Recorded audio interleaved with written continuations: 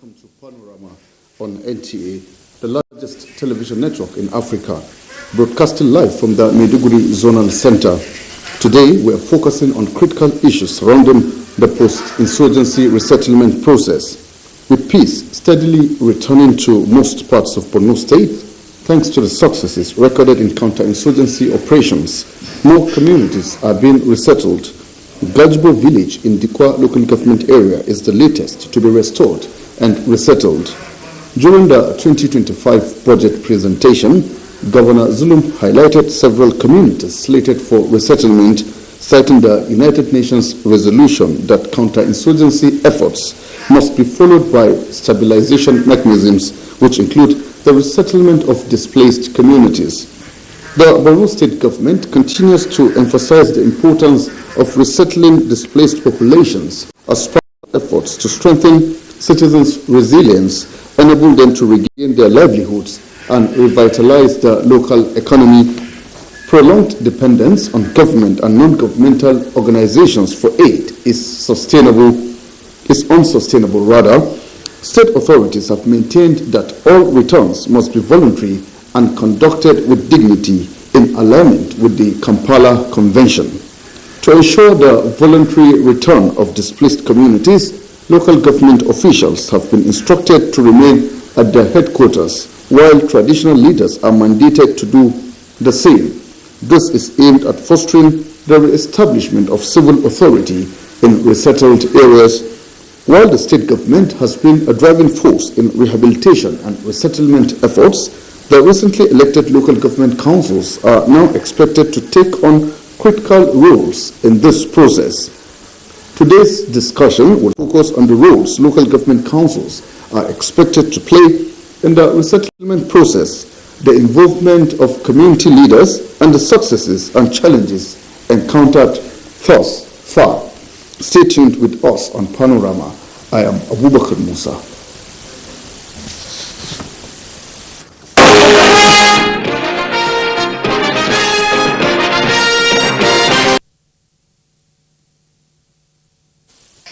The federal government has announced plans to inject an additional $20 billion into the economy to achieve a 7% growth rate by 2027. The massive investment plan was disclosed at a citizens and stakeholders engagement session where the coordinating Minister of the Economy restated government's commitment towards economic growth that will improve the lives of Nigerians in the coming years. Neka Oko will now tell us more.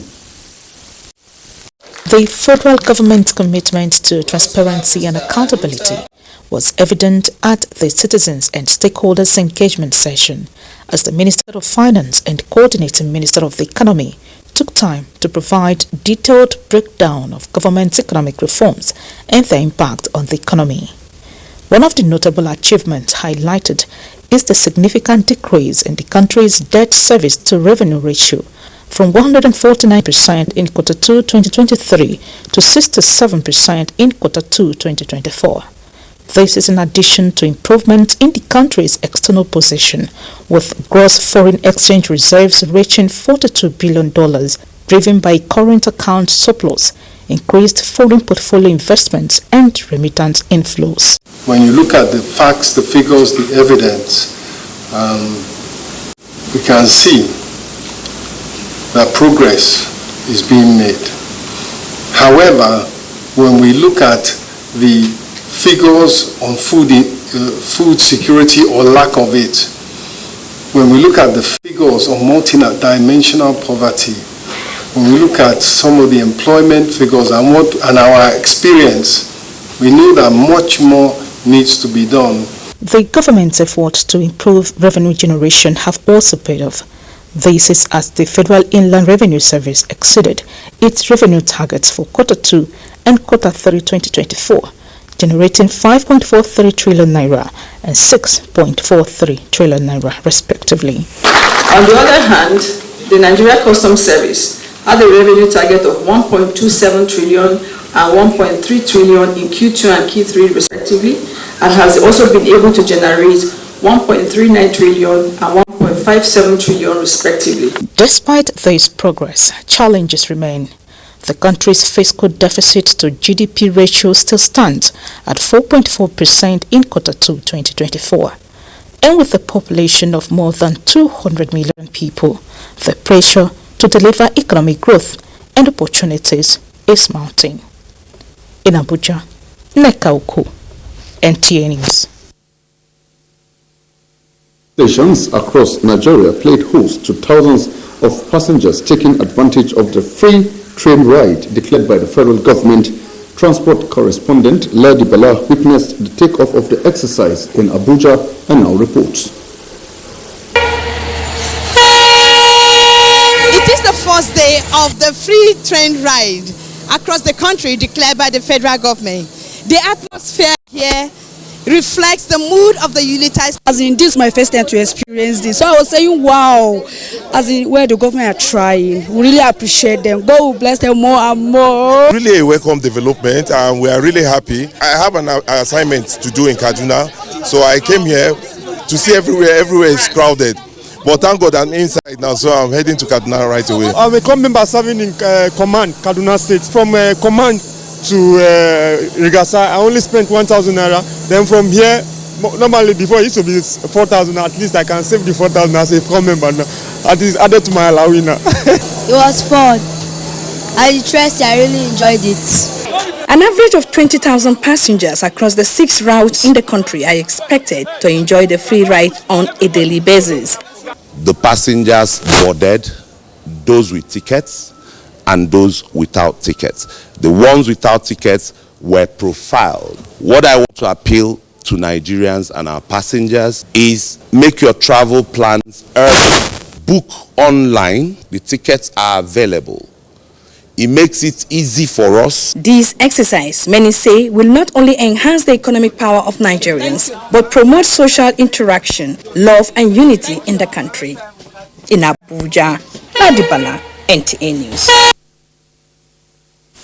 Of God's gift of love and sacrifice to mankind, Christmas, the commemorative birth of Christ, offers critical lessons that can promote peace, unity and tolerance among Nigerians if imbibed. Nigeria's First Lady, Oluremi Tinubu, stated this at a Christmas brunch she hosted for children at the Villa. State House correspondent Adeni Taiwo completes the story. With excitement on their faces, they filed into the conference center of the presidential villa for a Christmas brunch with their host and First Lady of Nigeria, Oluremi Tinubu. 70 in number, they are drawn from Vine Heritage Home, Gwagwalada, and Abuja Children's Home, Karu. A test of the understanding of the new national anthem got the party underway. Then began the Christmas story, written and told by the First Lady. Was the king at that time. I heard and asked, who is that king of the Jews that the 3 wise men have come to worship? They listened to the story with rapt attention, walking away with a better understanding of the birth of Christ and the value of sacrifice. Today, as we celebrate, remember some of your sisters and brothers who do not have the means to celebrate. Some of your brothers are home and your sisters are home, so they are not here. So whatever you take, you are going to share with them. Apart from the children, Christmas also holds special lessons for the nation. God is just turning the wheel. It gets to everyone. So I want everybody to remove the habit of hatred. Jesus came to show us love. And that's the love we as Christians should imbibe. In quick succession, the children were treated to sumptuous meal, Christmas gift, and of course, the Merry Christmas song with the First Lady and her guests cheering them on.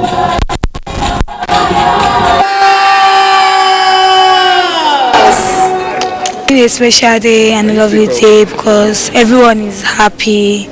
I'll tell them how I had fun, my ice creams, everything that went on, and also about Santa. They've heard about the State House, about the wife of the president, and they were very happy to be here today.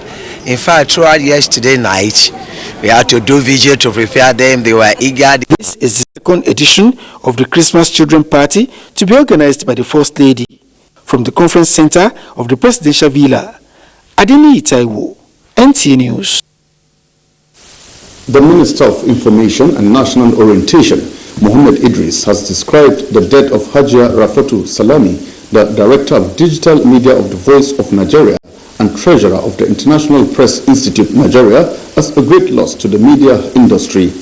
As a former secretary of the Abuja Council of the Nigerian Union of Journalists, the minister says she will be remembered for a meritorious journalism career who mentored several young others, particularly at the Voice of Nigeria, where she rose to become the cornerstone of the organization's digital operations in her remarkable 23-year career in the organization.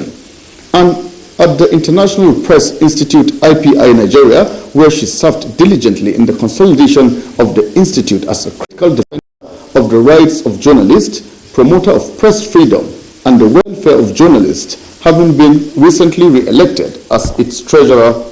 In a statement, the Minister's Special Advisor on Media, Rabiu Ibrahim, recounts that the minister recalls that the late Rafatu remained professionally active until her final moments, having fully participated at the 3-day Voice of Nigeria Management Retreat, which ended a day before her death on Friday. The minister prayed for Allah to grant her eternal rest and to give her family the fortitude to bear the loss.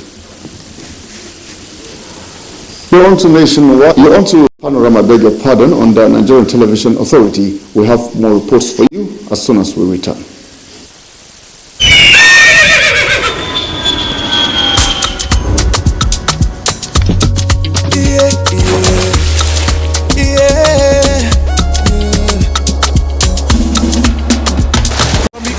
Across the savannah to the Sahara, we rise, a land of the free, we know they tire. We dream great, our spirit is undying.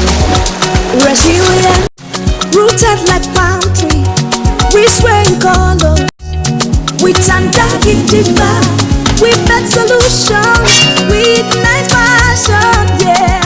Ethnicity is unique, we have more than just a nation. We are Nigeria, strengthened in unity, we know they carry lives. We are Nigeria, together live the dream of a land with great destiny. We are Nigeria.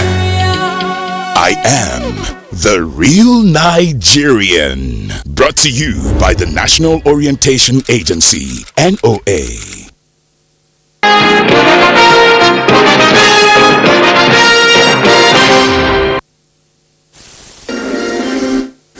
We're glad to have you back. Borno State Deputy Governor Umar Usman Kadafur has received a delegation from the House of Representatives Committee on Ecological Fund in his office at the Government House, Maiduguri.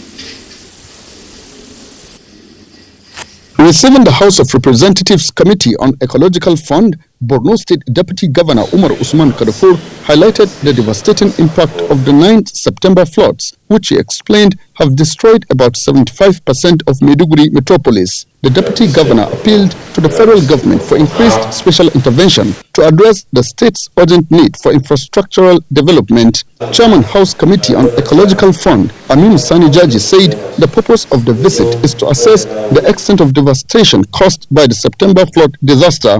He assured Borno State government of the committee's commitment to address the challenges occasioned by the flood and promised to make comprehensive recommendations to the federal government and other relevant authorities to ensure that adequate support and interventions are provided to help Borno recover quickly and prevent future occurrences. Aminu Sani Jaji further noted that the funds to be allocated for flood recovery and mitigation will be based on the committee's recommendations, which he said shall be informed by their first-hand assessment. Members of the Ecological Fund Committee were later taken round the flood-affected areas in Maiduguri by the State Commissioner, Ministry of Works and Housing, who informed them on the efforts of the state towards rehabilitating damaged infrastructural facilities and prevention of future occurrence.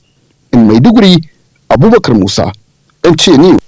Borno State Government's initiative to build and inaugurate 300 housing units in Gajbo town to resettle internally displaced persons can be said to be a significant step towards addressing the challenges of displacement caused by insurgency. State Deputy Governor Umar Usman Kadafur stated this while inaugurating 300 housing units and resettlement of Gajibo community in Gajibo town of Dikwa local government, the report.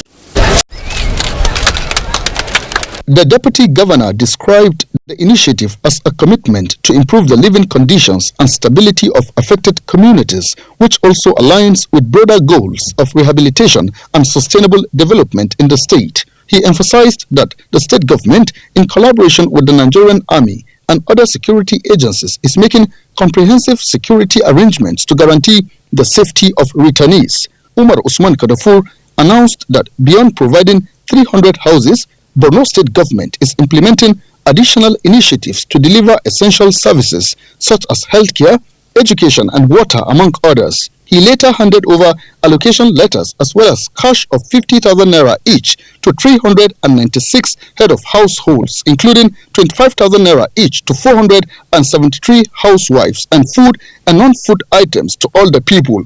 Today marks a new beginning for many years.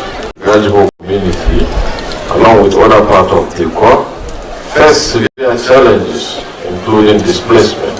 Meanwhile, the Deputy Governor has visited 24 Task Force Brigade Dikwa, where he presented 5 security vehicles and 15 motorcycles to enhance security operations in the area. Umar Usman Kadafur was also at the Emir of Dikwa's Palace for homage, where the Emir acknowledged efforts of Borno State Government in providing basic amenities to the people. Now, as we delve into the roles of local government councils in the resettlement of displaced communities, we are honored to have with us a distinguished guest who is at the forefront of local government administration in the state. Sugun Maimele, the Commissioner for Local Government and Emirate Affairs, now joins us to shed light on these pressing issues. Sir, it's a pleasure to have you on Panorama today. Thank you very much. Now, what are the expected roles of a third tier of government in the resettlement process, Commissioner? Thank you so much for the beautiful question. Is mainly created for the purpose of local governance. That is, local government are the third tier of government and they are closest to the locals, that is the community. So in, let's say about last 10 or 15 years ago, the local governments that cater for the responsibility of providing basic social amenities in the local government were disrupted by the insurgency, particularly the Boko Haram insurgents. So almost all the communities in these localities were displaced. Some moved to Maiduguri, the state capital. Others have become refugees in Chad, Cameroon, Niger Republic. So for the local government to be local government on its own, you have to resettle back these communities to take the pieces of their lives from the local communities. That's why when Professor Bana Umar Zulum, the executive governor of Borno State, came on board, we are having, out of 27 local governments, 20 of the local governments were residing in Maiduguri. Then he insisted that we have to talk to the military, that there should be a free and fair resettlement of our communities. That is, to have security.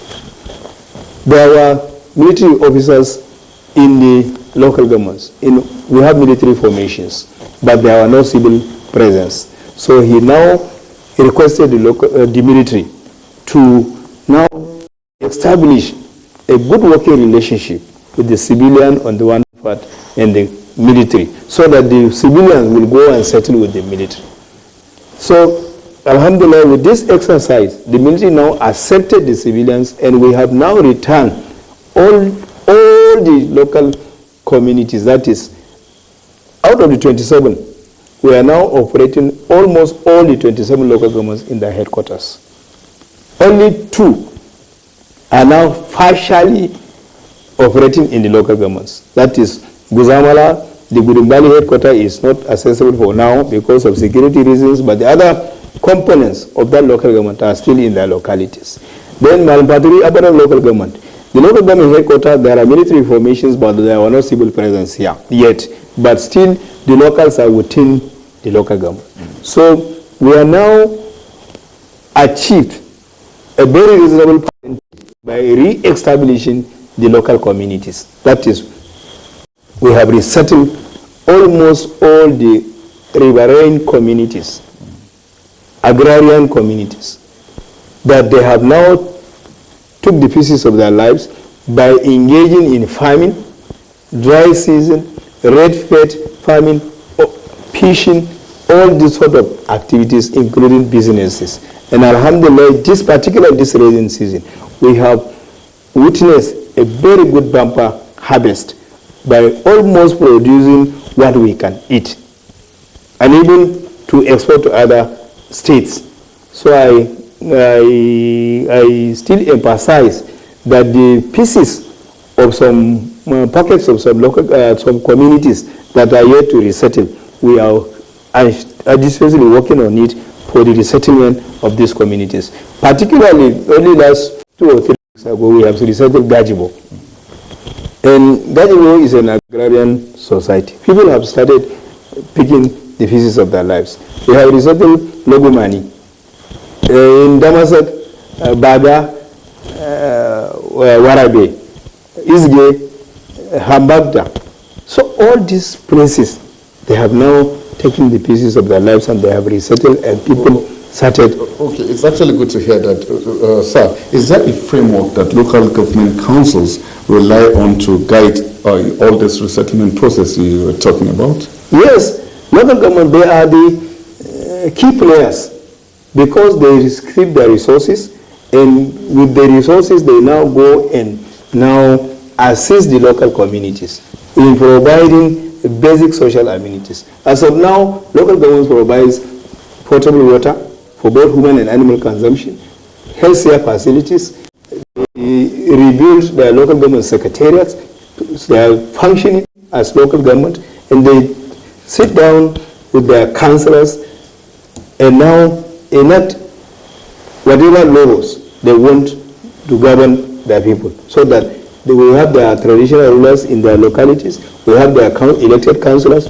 we have their supervisory councillors, so all of them are now in the local government. They decide on their own. They decide to provide the basic amenities to their local communities. Okay, so I would also like to know, just briefly, are community leaders adequately involved in the resettlement process? Yes, you know, something to do with the resettlement. You have to start from the bottom to top approach.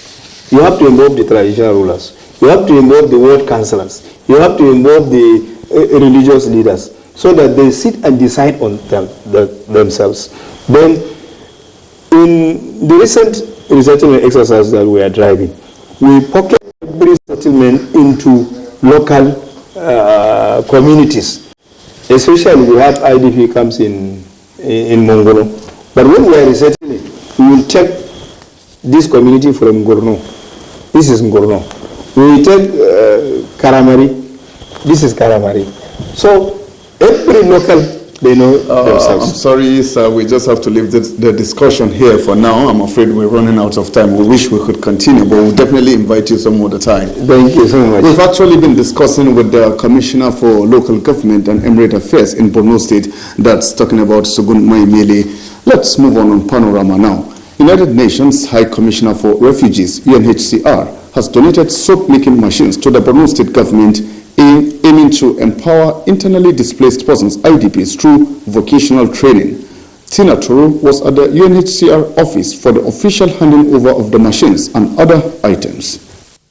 The gesture of soap-making machines is part of United Nations High Commissioner for Refugees' efforts to promote livelihood activities and contribute to sustainable solutions for those affected by conflict and disaster in Borno State. Head of the UNHCR Sub-Office Maiduguri, Nicholas Kabura-Brio, highlighted the strong partnership between the UNHCR, the government, and the Ministry of Education, emphasizing the organization's commitment to supporting the repatriation, resettlement of returnees, and livelihood reintegration, particularly in the areas of Banki. Commissioner of Education, Science, Technology, and Innovation, Lawan Abawakilbe, praised the UNHCR's efforts in supporting the state government's resettlement drive, noting that 9 technical and vocational education and training centers in Borno Borno are dedicated to training IDPs and envisions Borno becoming a hub for artisans. He directed the Director of Science and Technology to commence training for master trainers at the Borno